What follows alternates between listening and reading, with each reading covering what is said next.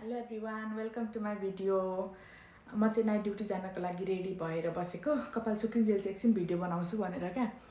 अनि मेरो चाहिँ 5 इयर्सको भिजा हो अनि एभ्री इयर्स चाहिँ रिन्यू गर्नु पर्थ्यो क्या, एक वर्षको लागि। अनि यो मार्चमा चाहिँ मेरो 1 इयर सकिन्थ्यो अनि अर्को फेरि रिन्यू गर्नु पर्थ्यो। अनि मैले चाहिँ भिजा रिन्यू गर्न पठाएको थिएँ। अनि कति धेरैजनाको चाहिँ भिडियोहरू देखिरहेको थिएँ क्या, लाइक मेरो 3 इयर्सको भिजा आयो यताउता भनेको। अनि हामीले पनि भिजा अप्लाई गर्न पठाएको थियौँ, हामी 3 जनासँगै आएको थियौँ। अनि हामी 3 जनाको पनि एकैचोटि 3 इयर्सको भिजा आयो क्या। त्यही भएर चाहिँ यो पासपोर्ट थन्काउनुभन्दा अगाडि चाहिँ हजुरहरूलाई पनि सुनाउनु मन लाग्यो क्या, खुसी लागेको कुरा। अनि पहिलाको यो रेसिडेन्ट कार्ड चाहिँ यसरी दुलो भएर आउँदो रहेछ। अनि त्यस पछाडि नयाँ चाहिँ यस्तो भएर आउँदो रहेछ। अनि यसपालिको रेसिडेन्ट कार्डमा चाहिँ लाइक यो लोकेसनहरू पनि अगाडि नै लेखेको छ क्या, पहिलाकोमा चाहिँ पछाडि लेखेको थियो क्या आफू बस्ने ठाउँहरू यताउता। अनि त्यही हो, त्यही सुनाउनु मन लागेर चाहिँ भिडियो बनाएको। Thanks for watching my video. Bye bye. Night duty जान लागेको।